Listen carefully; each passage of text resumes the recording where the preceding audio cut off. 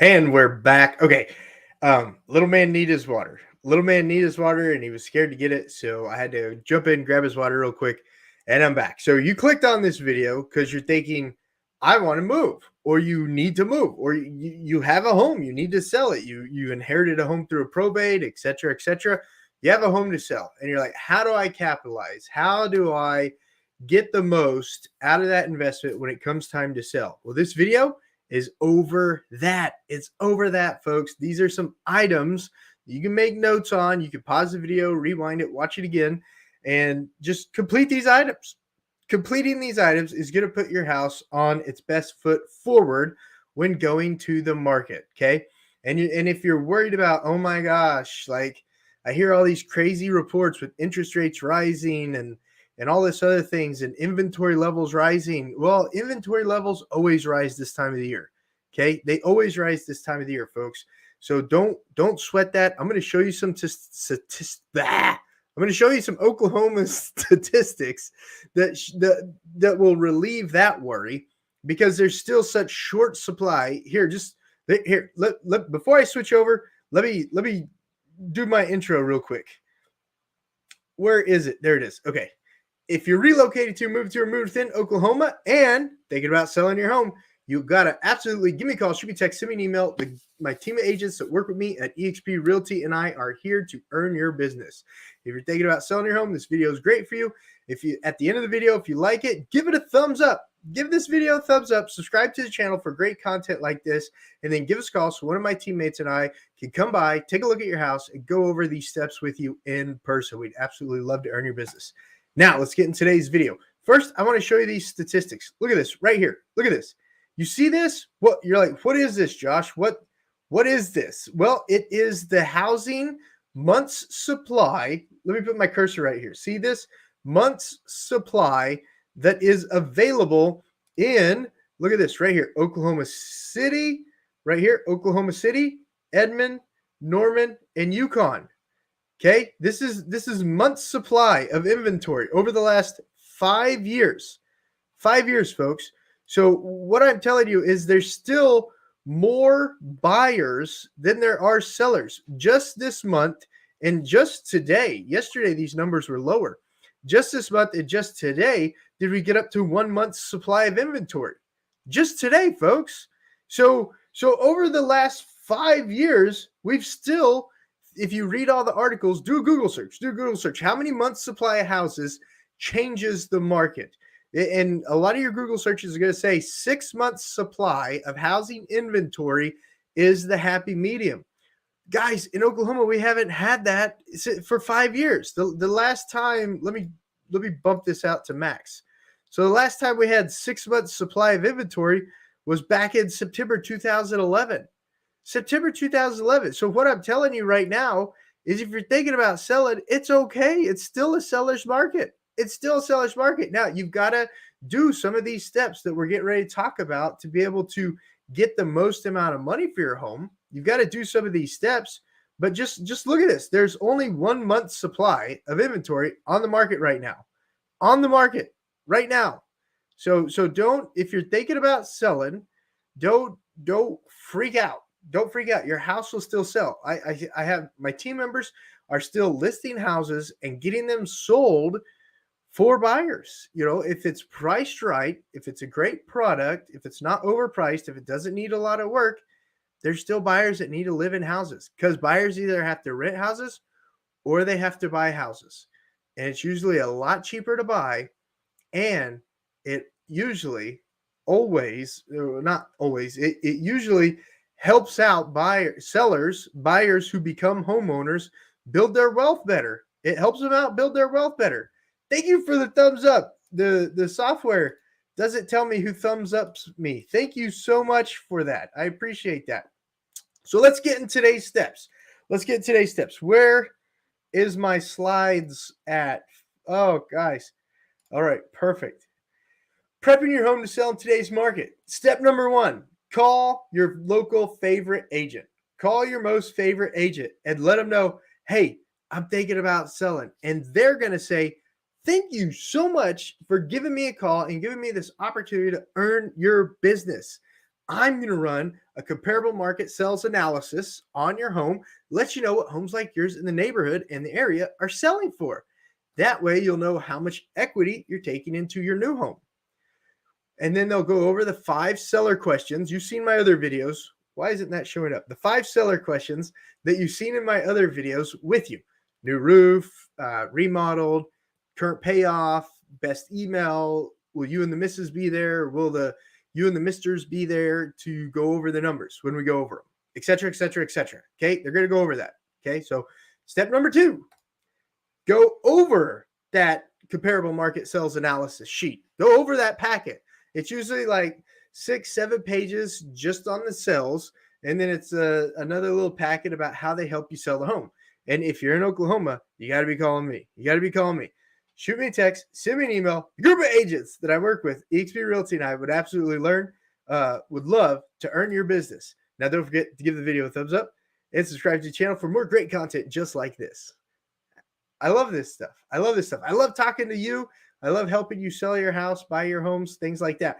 But you sit down, you go over the numbers, and you look at the house, and you're like, okay, compared to what we've talked about we're going to do to prep the home for sale, and comparing these numbers, these houses, these pictures to those items, this is where the price range for your home is, okay, right here. So if the neighborhood is a highly sought after neighborhood and there's no inventory in the neighborhood, or if the school district is a highly sought after school district and there's no inventory in the neighborhood, remember that screenshot, folks. Remember that screenshot.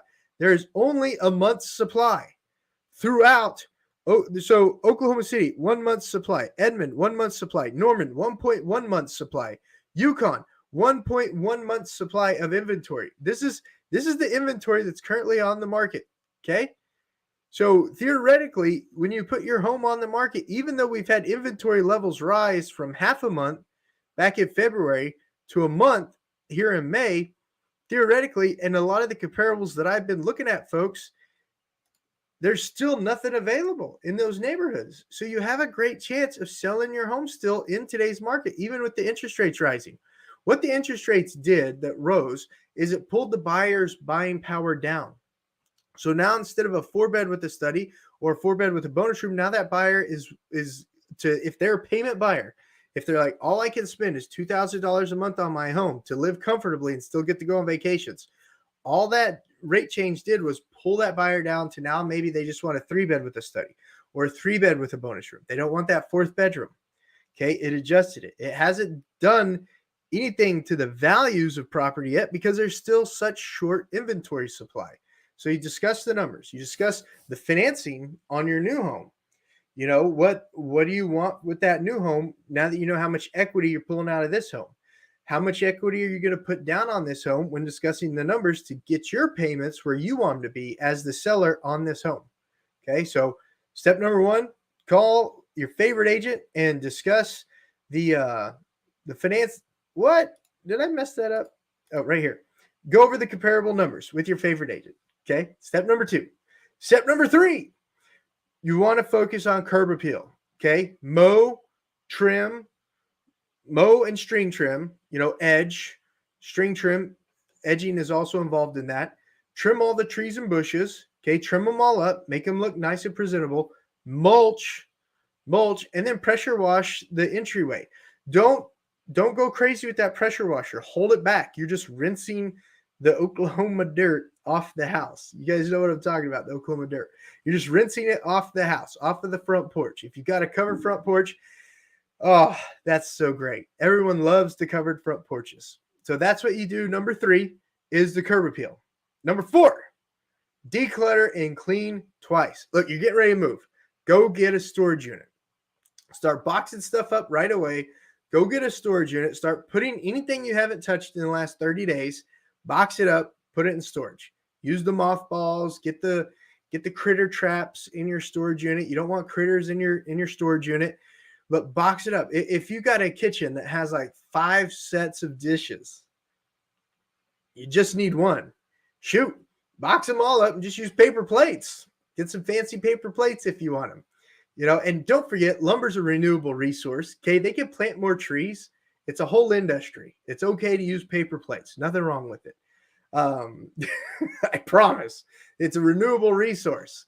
So So declutter and clean, and then declutter and clean again. And when you move that old couch, when you move that old chair, there's gonna be treasures underneath it. Okay, so just be prepared. Everyone has treasures in their house when they move their furniture. That's just how it is. So declutter, clean, declutter, clean. If you haven't touched it in 30 days, put it in storage. Put it in storage. Any questions, put them down in the comments below. Any thoughts or items that you think are different, put them down in the comments below. This is my list. This is my list. This is what I tell sellers that I help when helping them sell their house. My team tells sellers these items when they're helping them sell their houses. This is what we tell people to do. Okay. Item number 5. Item number 5. I really hope I didn't mess these slides up. Item number 5. Complete the minor repairs. Paint goes a long way. Paint goes a long way, folks, and it's actually one of the most inexpensive items you can use to make your house look good. Just go, for example, go paint the baseboard in one room. Go paint the basin case in one room. The baseboard and then the trim around the doors, go paint it. Go to sleep, wake up the next morning, look at that room. It's going to look fancy. It's going to look really fancy, and it's so simple. It's so simple. You get a thin construction piece of paper, and you get the paintbrush, and you just start painting the baseboard, painting the baseboard, painting the baseboard, painting the baseboard. Look, my camera's following me. That's so cool. And then you paint the case. You paint the door trim around the door. Okay, with the construction paper. Use it. Don't get sloppy. Don't get messy. Just do that, and it's really going to make the room pop. Now, imagine if you gave that whole room, the walls, you don't typically have to do your ceilings unless you had like those glowy stars on the ceiling and they left like the weird glue sticky marks up on the ceiling. Then you got to do the ceilings, but you don't typically have to do your ceilings. But paint the room. You paint the room in the basic case, you could get one room done a day if you really put your headphones in, pick your favorite Bible book and just start working on it. And you can get a room done a day. So in less than a week, you get the whole house painted typically. And you get really good at it. And it's the least expensive, most prominent thing that you could do in the house. And it really goes a long way. Really goes a long way. Okay.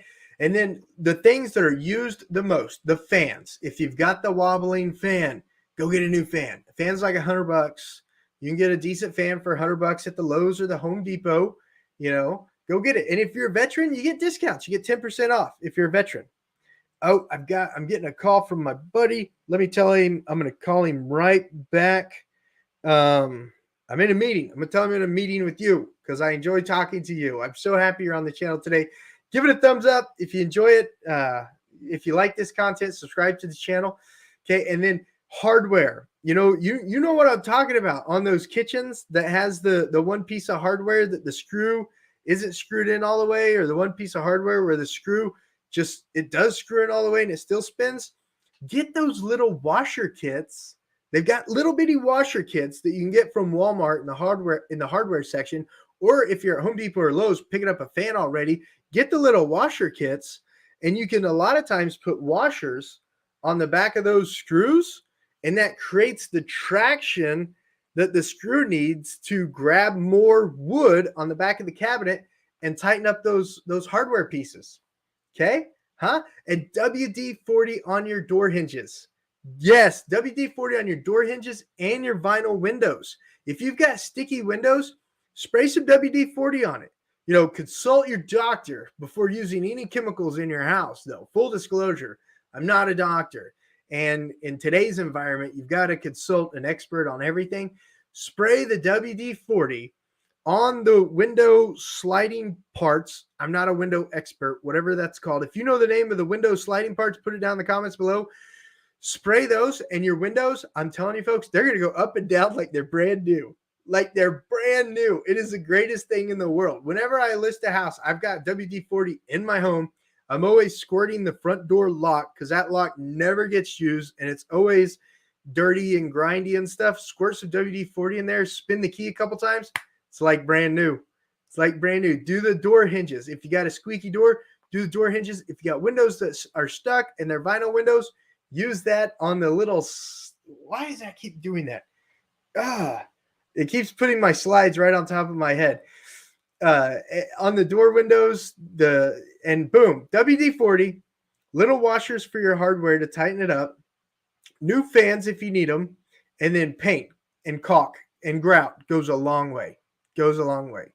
All right, thumbs up if you're enjoying that. The final item that you can do to really help your house stand out in 2022 when it comes time to sell. And don't forget, inventory levels are not crazy right now. I keep going back to this slide to point it out to you folks. In Oklahoma City, in Edmond, Norman, and Yukon, we have around a month's worth of inventory. Google a healthy real estate market, and it's going to tell you a healthy real estate market is 6 months of inventory. You have to go all the way back to November of 2011 to get close to that. So even on the Googles where it says 3 months of inventory is a healthy real estate market. If it's 3 months of inventory is a healthy real estate market, then you have to go all the way back to July 2016, folks. July 2016. Come on. All the interest rates are doing is bringing the buyer's purchasing power down. It's just bringing the buyer's purchasing power down. That's the whole reason the Fed is doing that, supposedly, is to reel in a little bit of these giant price hikes that have been going on. So if you're thinking about selling your home, you absolutely still can sell your home in today's market. We're writing offers on houses, and God's blessing us, and we're able to get them under contract. We're helping people list their houses, and God's blessing us, and we're able to get them under contract. Even, you got to buy a home or you got to rent a home. You got to buy a home or rent a home, folks. Okay, looking at the sixth thing and the final thing that I'm going to talk with you about today to prep your home. See, there's not that many. Two of them are done by my team and I. Two of them are done by your local favorite real estate agent. If it's not me, we gotta have some coffee. We gotta go fishing or something, because I think we would click. I really think we would click. We want to earn your business, okay? But the first two things are done with us. They're done with us, folks. And then the other four things are done with you, or you can hire it out. You can absolutely hire it out, especially if you don't have time. I know time is the most valuable asset. So number 6, the same thing you did in the front yard, the weed trimming, the tree trimming, the string trimming, the bush trimming, the pressure washing, the mulch, all that, flip it around, do it in the backyard. If you're a home seller, and especially if you don't have kiddos, you don't understand how important the backyard is to people that have kiddos. The backyard is one of the most important assets of the house if you've got kiddos. And 80% of buyers are females. 80% of big purchase decision makers are females. Okay, 80% of them. And females have kids, or they think about having kids. There's some females who don't want kids. And I get that. If you don't want kids, no worries. That's your choice. But come on. A lot of them do want kids. So that backyard, you've got to make it look good. If there's a dead tree or a dead limb or something, female's going to see that. They're like, that's scary. That's scary. Chop that thing down. Get rid of that limb. If there's overgrown brush in the backyard, there could be snakes there. Get rid of that brush. Trim it up. Get a string trimmer. Hire a local lawn crew. Okay? Hire a local lawn crew. Tell them, hey guys, I need to get pushed to the front of the list. I could pay with money and beer. What lawn guy or gal isn't going to love that? What lawn guy or gal is not going to love getting paid in money and beer? And beer. You're going to get pushed to the top of the line. You really are. They're going to be like, wow, no one's ever offered me that. I want to make sure you guys are taken care of, and I want to get to the top of your list. All right, guys. Those are the 6 simple steps to sell your home in 2022. If you enjoyed today's video and you're thinking about selling your home, and especially if you're a home seller here in the Oklahoma City metro market, Stillwater metro market, or Chandler metro market, you absolutely have to give us a call, shoot us, text, send us an email. The group of agents that I work with, eXp Realty and we're here to earn your business. Okay? And if you're located throughout the United States, eXp Realty, it's an international company. We have over 82,000 agents, according to the last report that came out last week. We got people in your neck of the woods too, and especially people in my upline, inside my network, people who work like I work. We'd love to earn your business. Folks, thank you so much for watching today's video. Give it a big thumbs up. Comment down below if there's some other items that you think are important when it comes to selling your house. For those who watched the video live today, thank you so much for spending your evening drive with me home. And thank you so much for the thumbs up on the video. It's really encouraging. Oh, I got some comments. Hey, Matt. I don't know much about the stock market, sir. I am so sorry, Matt. So good to have you on today's video. And Dan's, yes. I will follow up on your file, sir, and make sure we're getting you 100% taken care of. I believe I connected you with Taj, and I wanted to make sure that Taj and you were able to get together. So thank you so much, everybody, for watching and the comments today. We'll see you on the next clip.